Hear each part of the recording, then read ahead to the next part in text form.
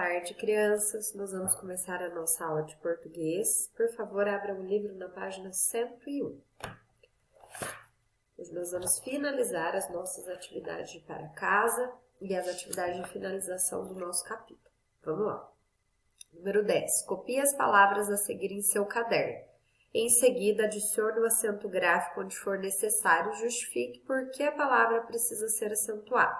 Vocês não precisam copiar no caderno e nem justificar o porquê do acento, porque nós já vamos fazer isso numa atividade hoje, tá? Então, vocês só vão acrescentar o acento adequado no local adequado aqui mesmo no livro, tá bom? Atividade 11. Releia as palavras da atividade anterior e circule aquelas cujo significado você desconhece. Procure o significado delas em um dicionário impresso ou digital e, em seguida, registre em seu caderno uma frase utilizando cada uma dessas palavras. Então, vocês vão ver, né? Aí as palavrinhas que vocês não conhecem, vão anotar no caderno, anotar o significado e fazer uma frase usando a palavra no seu contexto correto, tá? É isso que vocês vão fazer. Façam 3 frases. Vocês podem procurar ter dúvida, claro, com mais palavras. Anotem todas as palavras que vocês não sabem. Procurem todos os significados. Anotem os significados, mas vocês podem escolher 3 palavrinhas para formar as frases, tá bom? Número 12. Consulte livros de sua biblioteca pessoal e copie em seu caderno 10 palavras proparoxítonas. Em seguida, separe-as em sílabas e circule a sílaba tônica de cada uma delas. Vocês podem consultar o livro, que a gente trabalhou muito com palavrinhas proparoxítonas. Pode usar as palavrinhas das atividades que nós já fizemos. Copie no caderno, separe as sílabas de cada um e circule a sílaba tônica, que é aquela sílaba mais forte, tá bom? Ponto de chegada. Vamos relembrar o conteúdo que você aprendeu neste capítulo? Vamos lá. Número 1. Relacione cada um dos itens do quadro à descrição correspondente a seguir. Dica: pode haver mais de uma informação ou característica correspondente a cada texto. Então, o que a gente vai ter que fazer? A gente vai ler as informações aqui, que são temas, né? Que nós trabalhamos aqui no capítulo, infográfico, gráfico, tabela, relatório de observação e pesquisa. Nós vamos ler essas informações aqui e colocar a letrinha correspondente ao tema. Por exemplo, apresenta as informações de forma objetiva em linhas e colunas.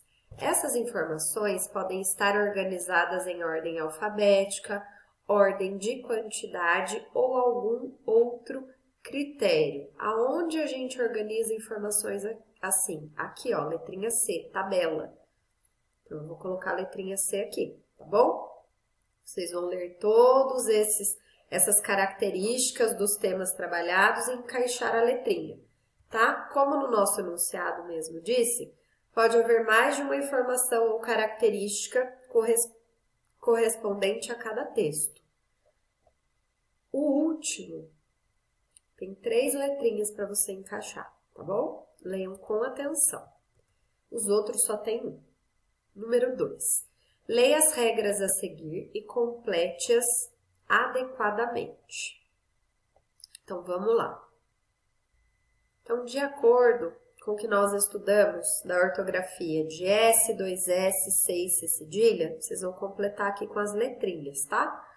Ó, A. Nunca se começa uma palavra com tal letrinha e com tais letrinhas. O C cedilha só pode ser usado antes das vogais. Quais as 3 vogais que eu posso usar o C cedilha antes? Diante das letras tal e tal, a letra C representa o mesmo som de S em sapo.